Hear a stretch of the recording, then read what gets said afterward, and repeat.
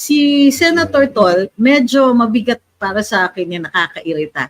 Kasi talagang nag-benefit siya under the Duterte administration. Tapos ganyan lang. Diba? Panahon nga naman pala, balimbing na nga, may mangga pa. Dito sa Pilipinas, tapos number 1 importer tayo. What irony. Hindi lang yon.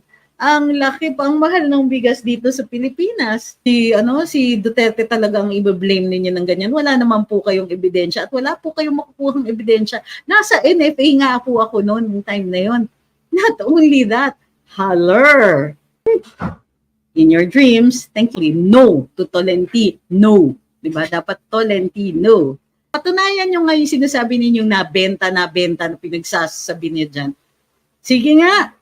Ang problema sa inyo, ang lalakas ninyo magsalita ng ganyan. Pero pag hinabla kayo, pag kinaladkad kayo sa hukuman, iiyak-iyak kayo. Tapos sasabihin, hindi.